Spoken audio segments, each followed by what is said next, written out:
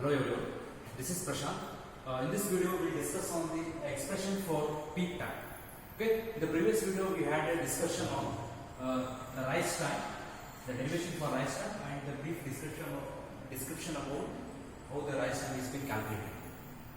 Okay, so today let us find the value of peak time in the second order system. Okay, so we know that the time domain specifications of the second order system for other damped systems are being defined as rise time, peak time, settling time, maximum motion.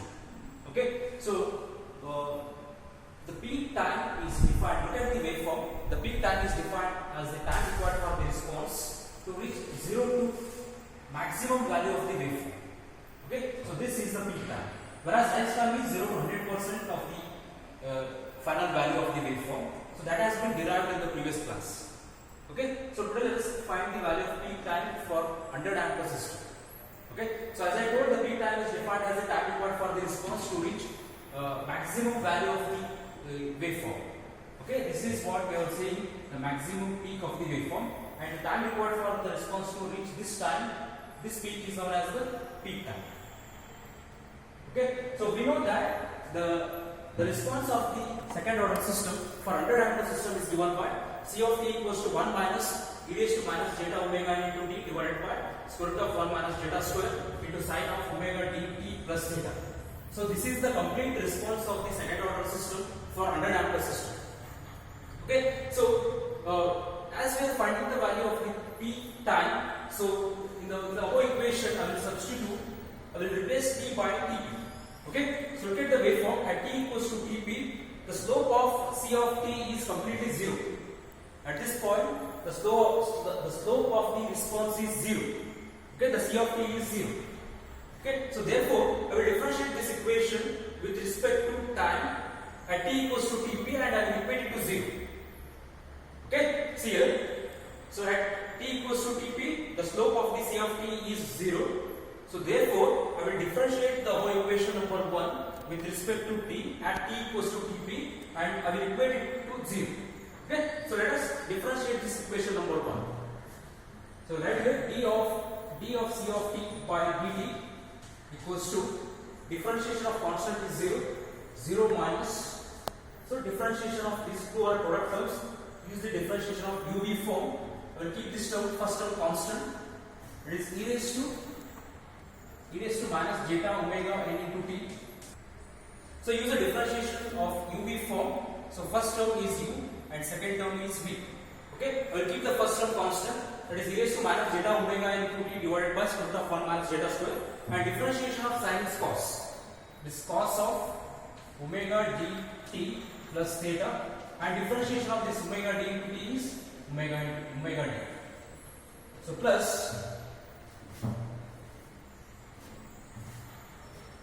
And the differentiation of the second term. Okay, so right here.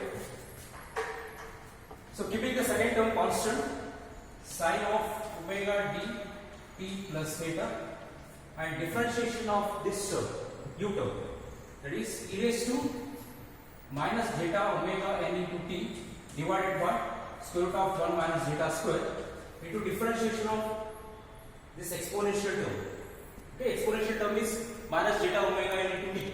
Okay, so it will be minus zeta omega n equals to 0.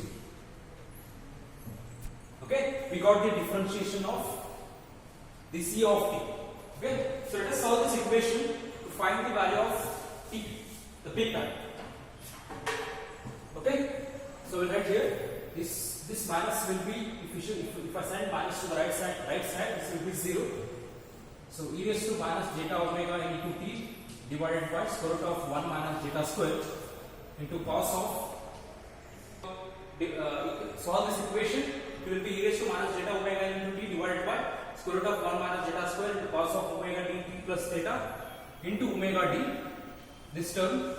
So plus sine of omega dt plus theta into e raised to minus zeta omega n into t divided by square root of 1 minus zeta square into minus zeta into omega n equals to 0. Okay, so look at both the terms. So in both the terms, e raised to minus zeta omega n into t divided by square root of 1 minus zeta square is common. So I will take it outside and I will equate it to 0. Okay. The reduced equation will be, it will be cos of omega dt plus theta into omega d. Okay. So plus sine of this plus into minus, it will become minus sine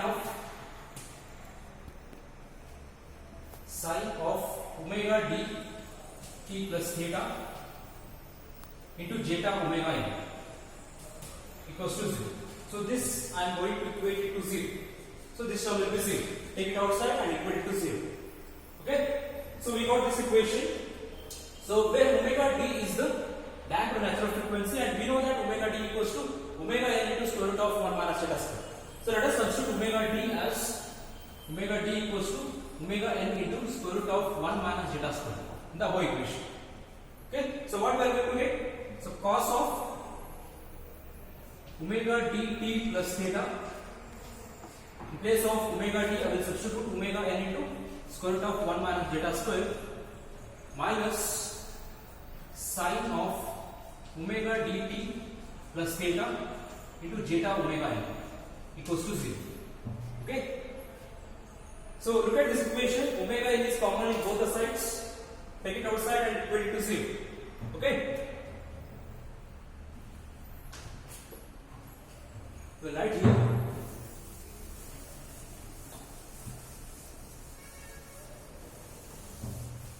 So call it as equation number 2. This is equation number 2. Okay. So look at the equation number 2. So in equation number 2, omega n is common. This term is common. Okay. So take it outside and equate it to 0. So then the reduced equation will be, so cos of omega dt plus theta into square root of 1 minus zeta square. So omega n will be equated to 0. So minus sine of omega dt plus theta into zeta equals to 0. Okay, this is equation number 3. Okay, see, we know that in the second order system, the relation between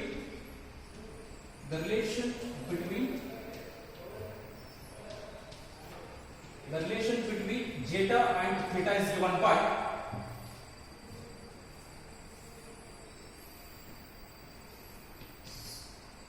opposite indicates 1 minus square root of 1 minus zeta square, adjacent indicates is zeta, and hypotenuse indicates 1. So this is the relation between the value of damping factor and the angle theta. Okay, so from this relation find the value of sin theta and cos theta. Okay, so sin theta is given by square root of 1 minus zeta square opposite by hypotenuse divided by 1. So it will be square root of 1 minus zeta square. So whereas cos theta is given by, so it is adjacent by hypotenuse zeta by 1. So it will be zeta. Okay. So this is equation number 4. This is equation number 5. So let us substitute these two equations in the above equation. Equation number 3. So in place of square root of 1 minus zeta square, I will substitute sin theta. Whereas in case of zeta, I will substitute cos theta. Okay. And finally, we can derive the expression for right side. Okay. So equation 3 reduces to, so cos of omega dt plus theta into square root of 1 minus zeta square is sin theta minus sine of omega dt plus theta. In place of zeta, we will substitute cos theta. This is equation number 5. So what we got?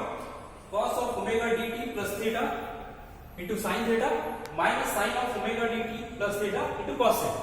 So we know that. So sin A minus sin B, we will rewrite this equation, sin theta into cos of omega dt. In place of t, I will write tp because we are finding the value of t prime plus theta minus sine of omega d into tp plus theta into cos theta. Okay. So look at this equation. It is sin theta into cos of omega dt tp plus theta minus sine of omega dt into tp plus theta into cos theta. So equals to 0. Okay, let us call this equation as equation number 5. Okay, so we know that sin A into cos B minus sin B into cos A is sin of A minus B. Okay, use that condition. So it will be sin of A minus B. So it will be omega dt Tp plus theta minus theta equals to 0. Okay, use this equation. So theta and theta will get cancelled. So finally we get sin omega d into Tp equals to 0. Okay, it's equation number 6. So what we got? Sin of omega d into Tp equals to 0. Okay, to find the value of Tp, we will rewrite this above equation as right here. Okay, so what is equation number 6? Equation number 6 is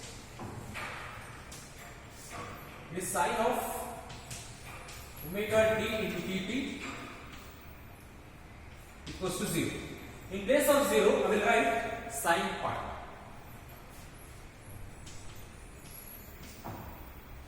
Okay, sin pi is 0. Sin of given pi is always 0. So look at this equation, compare the angles. So what we get? Omega d into Tp equals to pi. Okay, so from this equation we can find the value of peak time.